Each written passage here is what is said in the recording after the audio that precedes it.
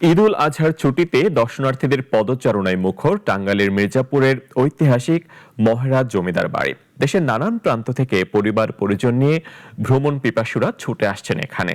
ইতিহাস, প্রকৃতি আর বিনোদনের এক অনন্য সমন্বয়ে সরগরম হয়ে উঠেছে পুরো এলাকা।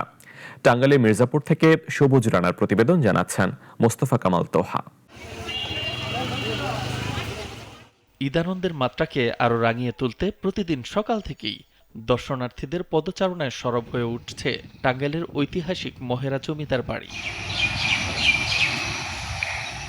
প্রকৃতির টানে পরিবার পরিজন নিয়ে এখানে ভিড় করছেন নানা বয়সী মানুষ।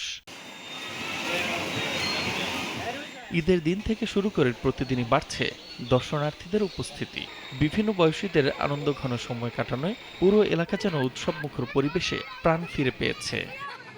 আসছি মহিরাজ জমিদার বাড়ি দেখার জন্য। ভালো রিভিউ দিতে পারবো না, মাত্র আসছি, এখন দেখবো। কলসিন্দুর থেকে ফ্যামিলি নিয়ে ঘুরতে আসছি দেখতে। আমার চাচাতো ভাই আছে, চাচাতো বোনেরা আছে, তাদের সাথে ঘুরতে আসছিলাম। অনেক সৌন্দর্য উপভোগ করলাম, ভালো লাগলো। দর্শনার্থীরা বলছেন ঈদ শেষে পরিবারের সঙ্গে কিছুটা স্বস্তির সময় কাটাতে মহেরা জমিদার বাড়ি তাদের অন্যতম পছন্দের স্থান। জায়গাটা নাকি অনেক সুন্দর, তো আসলাম। আগে একদিন আসছি, আবার আসলাম, ফ্যামিলি নিয়ে আসলাম দেখার জন্য। পরিবেশটা অনেক সুন্দর। শুধু বিনোদনই নয়, দর্শনার্থীদের আনাগোনায় জমে উঠেছে আশপাশের ব্যবসা বাণিজ্য। যেমন গত ঈদে যা বিক্রি হয়েছে তার হয়তো 1/4 হচ্ছে, এখনো হয় নাই।